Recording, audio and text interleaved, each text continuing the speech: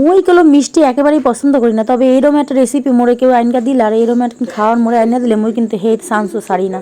ফকটিয়া খাওয়ান আবার এত সুন্দর মোর পছন্দের খাওয়ান। হ্যালো বন্ধুরা, আপনারা সবাই কেমন আছেন? আশা করি সবাই মেলা ভালো আছেন। মুই কলম মেলা ভালো। আজকে কলম মুই মোর এখন পছন্দের রেসিপি লইয়া চলে গেছি আপনাদের সঙ্গে শেয়ার করার জন্য।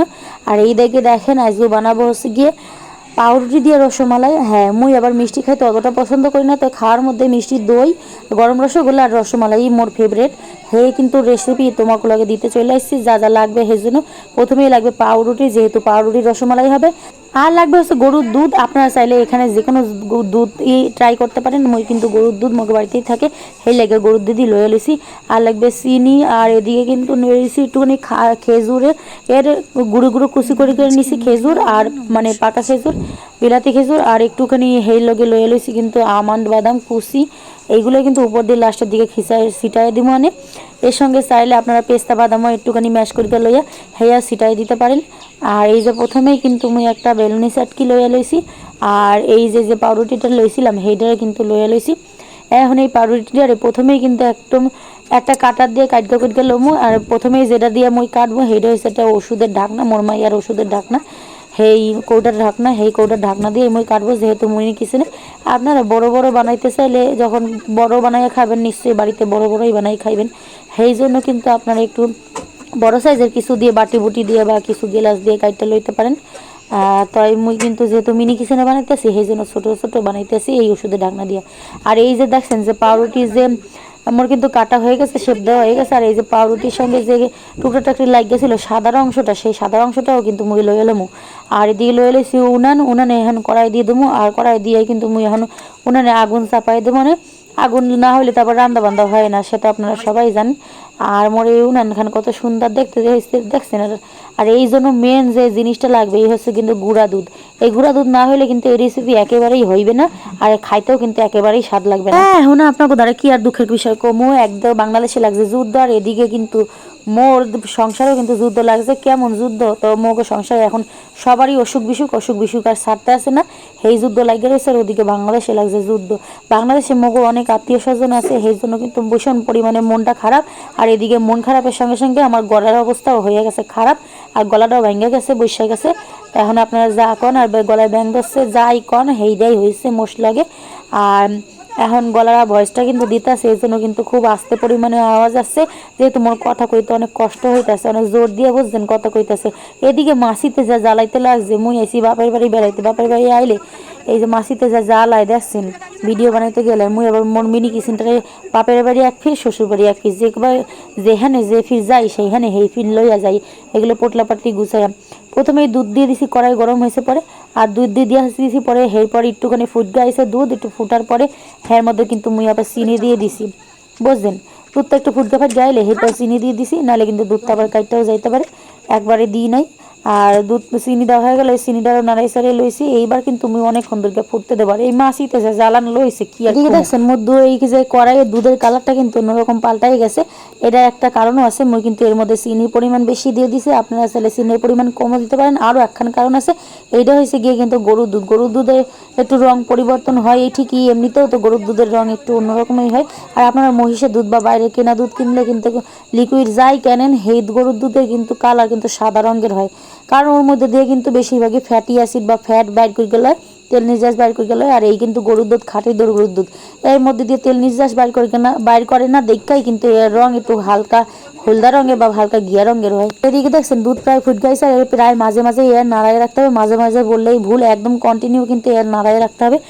আপনারা সবাই জানেন দুধ যেমন নাড়ায় রাখতে হবে, পায়েস বানানোর সময় যেমন কোনো নাড়ায় রাখতে হয়। এই দিয়ে কড়াইয়ের গায়ে যেগুলো লাগা যাবে স্টার্চগুলো, এই স্টার্চগুলো কিন্তু মুই একারে চামচ দিয়ে খাড্ডা নাড়ায় চালাইলাম। আর এদিকে দুধ উতলাই যাইতে আসলে বারবার না নাড়াইলে কিন্তু সব দুধ একারে পরিগা যাইবে। আর এদিকে প্রায় আর্ধেক কড়াই হয়ে গেছে মোর। এখন আর্ধেক কড়াই যে হয়ে গেছে, দুধটা প্রায় একটু গাঢ় হয়ে গেছে, এই সময় কিন্তু ওই গুঁড়া দুধটা অ্যাড করতে হবে। আর গুঁড়া দুধটা অল্প অল্প করে অ্যাড করতে হবে, অল্প অল্প করে মিশাই দিতে হবে ভালো করে। এই যে চাকা পাকায় যাইতেছে, এই চাকাগুলো কিন্তু মুই চামচ দিয়ে থেতলে করে ভাঙ্গা দেবো। আর একটু একটু করে গুঁড়া দুধ অ্যাড করতে থাকবো, আর একটু একটু করে নাড়ায় রাখবো। কারণ এই গুঁড়া দুধটা তো আবার চাকা পাকায় যায়, সেই জন্য একটু ভালো করে গালাই দেবো। আপনারা চাইলে কিন্তু এইটা গুঁড়া দুধটা আগে একটু গরম জলে গোলাইয়া নিয়েও পরেও কিন্তু এই সময় মধ্য সময়ে কিন্তু রেসিপিটা যখন মধ্য সময়ে এবার মানে কড়াই যখন দুধ ফুটে এক কড়াই দুধ দেবেন ধরেন, বা এক সসপ্যান দুধ দিলেন, সেইটা ফুটগা যখন অর্ধেক কড়াই হয়ে যাবে বা অর্ধেক সসপ্যান হয়ে যাবে, সেই সময় কিন্তু এই গুঁড়া দুধটা অ্যাড করতে হবে, নাহলে কিন্তু আবার দুধের ছানা কাটতে যাবে। কারণ গুঁড়া দুধ হচ্ছে আলাদা দুধ আর গরুর দুধ হচ্ছে আলাদা দুধ, বা যে কোনো লিকুইড দুধ আর গুঁড়া দুধ দুটোই একসাথে দিলে কিন্তু কাটতে যায়। এদিকে দেখেন মুই একখান গোটা এলাচ লয়ে লইছি। প্রায় মোড়ে কিন্তু এই রেসিপিটা একদম লাস্ট সীমান্ত চল, লাস্ট সীমান্তর দিকে আইয়াই আপনার একখানা এলাচ ফাটাইয়া দেবেন। হ্যাঁ, এই এলাচে কিন্তু খুব সুন্দর একটা ফ্লেভার আসবে, আর খুব বেশি মিষ্টিতেও এখন মুখ মারিকা আসবে না, খাইতেও জমার ভালো হইবে না, এখন সেন্টও আইবে। হ্যাঁ, তো দেখতে দেখতে মোর কিন্তু পাউরুটির পরিমাণ বেশি হয়ে গেছে আর দুধের পরিমাণ কম হয়ে গেছে। এর লেগে মোর এখানে একটু কাঁচা দুধ ছিল, সেটাও এর মধ্যে অ্যাড করে দিছি আর এটাকে ভালো করে ফুটাই লইছি। এখন যে দুধটা গাঢ় হয়ে গেছে ফুটাই ফাটাইয়া, সেই সময় আবার মুই একটু এই পাউরুটির যে সাদা অংশটা রেখে দিয়েছিলাম পাউরুটির গায়ের খোসার, সেই সাদা অংশটাও কিন্তু এর মধ্যে দিয়ে দিছি। আর এইটা কিন্তু এখন ভালো করে নাড়াই সারাই রুম। আর একটুখানি গুঁড়া দুধ বাটিতে লাগে রয়েছিল, মুই আবার কিটটা মানুষ, একটুখানি জিনিস আবার বাড়ির লক্ষ্মীদের আবার কিটটামো করা একটু গুণ আছে, কিটটামো না করলে বাড়িতে সঞ্চয় হয় না, এই জন্য একটু কিটটামো মাঝে মধ্যে করতে হয়। আর পয়সা দিয়ে কেনা জিনিস কেন মুই ফেলামো, এই লাগে গুঁড়া দুধ তো দিয়ে থুইছি কাঁচাই কুচাইয়া, বুঝলেন। আর এর মধ্যে যে এই যে পাউরুটির যে সাদা অংশটা লাস্টে ছিল কাঁচাই কুচাই রাখছিলাম, সেটাও কিন্তু দিয়া ভালো করে নাড়াই সারাই নিছি। আবারও কিন্তু দুধটারে ভালো করে ফুটায় ফাটায় একারে গাঢ় করে ফেলাইছি। এই দেখেন মোটামুটি গাঢ় হয়ে গেছে, এখন কিন্তু ভালোই গাঢ় হয়েছে। এখন কিন্তু মুই এই পাউরুটিগুলো এক এক করে পিসগুলো যে বানায় রাখছিলাম শেপ দিয়া, হেয়া কিন্তু এক এক করে সাইডে দিমো। মোর কড়াইতে যে কয়টা ধরছে প্রথমে সেই কয়টা সাইডে লইছি, হেয়ার পরে কিন্তু আবারও দেবো। মানে আর এদিকে যেহেতু মোর পাউরুটির পরিমাণ ছিল বেশি, এই জন্য কিন্তু আমি আবার পরে দুধ অ্যাড করছি। আপনারা যেমন যে কজন সদস্য সেই কজন বানায় খাবে, সেই পরিমাণ দুধ দেবেন, সেই পরিমাণ পাউরুটি কাটবেন। মোর আবার মিনি কিচেনে যেহেতু বানাইতেছি, তো মোর কড়াই অনুযায়ী বানাইতে হয়, যে ডুগানি ধরবে সেই ডুগানি কিন্তু বানাবো। এখন দেখতে পাচ্ছেন কি সুন্দর গাঢ় হইয়া গেছে, যে আর দেখতে যা সুন্দর লাগতেছে, দেখাই মনে হয় খাওয়ানোর ইচ্ছা করে। আর আজকের রেসিপিটা আমার কিন্তু মোর একদমই ফেভারিট রেসিপি, এই জন্যই কিন্তু মুই আপনাগুলোকে শেয়ার করছি।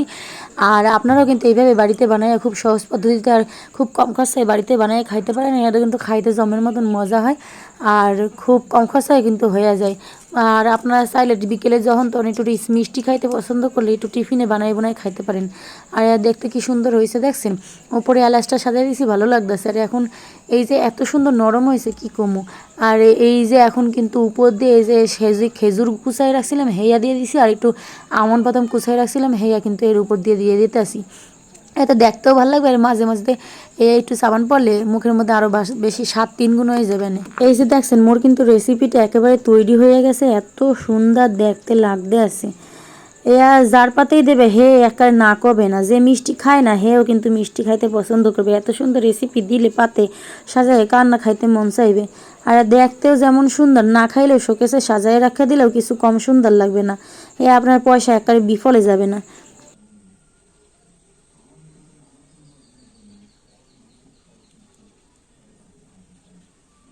এখন মোর কথা শুনতে আপনারা আবার বিষম বিষম খায়েন না, মোর মা কিন্তু মোর কথা শুনতে শুনতে বিষম খাইয়া গেছিল।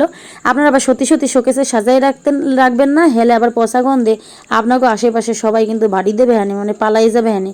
এই দেখেন কত সুন্দর যে খাইতে হয়েছে আর কত সুন্দর দেখতে হয়েছে।